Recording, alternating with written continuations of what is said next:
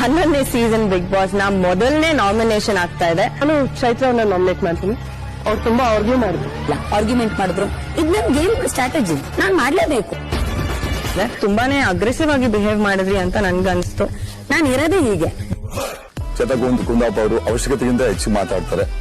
Big boss ಬಂದಿದ್ದೀನಿ, ಯಾರೋ nominate ಮಾಡ್ತಾರೆ ಅಂತ ಭಯಕ್ಕೆ ಮಾತಾಡದೆ ಕುತ್ಕೊಳ್ಳೋಕಂತೂ ಸಾಧ್ಯ ಇಲ್ಲ ನನಗೆ. ಎಲ್ಲೋ ಒಂದ್ ಕಡೆ ಒಂದ್ಸಲಿ ಅವ್ರ ಬಗ್ಗೆ ಯೋಚನೆ ಮಾಡಿದ್ರೆ, ಹಿಂದ್ಗಡೆ ಒಬ್ಬ ಬಿದ್ದ ಅಂತಂದ್ರೆ ಅವ್ನು ಬಿದ್ದಿದ್ದಾನೆ, ಅವ್ನು ಎತ್ತಕ್ ನೋಡ್ಬೇಕಾ, ನಾನು ಗುರಿ ಮುಟ್ಟದ್ ನೋಡ್ಬೇಕಂದ್ರೆ ನಾನು ಗುರಿ ಮುಟ್ಟದ್ ನೋಡ್ತೀನಿ. ಬಿಕಾಸ್ ಬಿಗ್ ಬಾಸ್ ಮನೆಯಲ್ಲಿ ಒಂದೊಂದು ಬಿಸ್ಕೆಟ್ಗೂ ಬೆಲೆ ಇರುತ್ತೆ. ವೇಸ್ಟ್ ಆಗಿಲ್ಲ ಅದು. ಎಲ್ಲರೂ ನಾಮಿನೇಟ್ ಮಾಡಿದಾಗ ಅವ್ರು ಕೊಟ್ಟಂತ ಕಾರಣಗಳೇನಿದೆ ಸಮಂಜಸ ಅನ್ಸ್ಲಿಲ್ಲ. ನಾನು ಇರೋದೇ ಹಿಂಗೆ, ನಂದು ಬೈ ಬರ್ತ್ ನೇಚರ್. ನಿಮ್ಮ ಟೀಮ್ ಅವ್ರನ್ನೇ ಮೇಲೆತ್ತುವಂತಹ ಕೆಲಸವನ್ನ ನೀವು ಮಾಡ್ಲಿಲ್ಲ. ಪ್ರಮೋಟ್ ಮಾಡ್ಕೊಳ್ಳೋ ಅವಶ್ಯಕತೆನೆ ನನಗಿಲ್ಲ. ನಾನು ಚೈತ್ರ ಆಗಿ ಮಾತ್ರ ಇಲ್ಲಿದ್ದೀನಿ, ಚೈತ್ರ ಕುಂದಾಪುರ ಆಗಿ ಅಲ್ಲ ಅಂತ.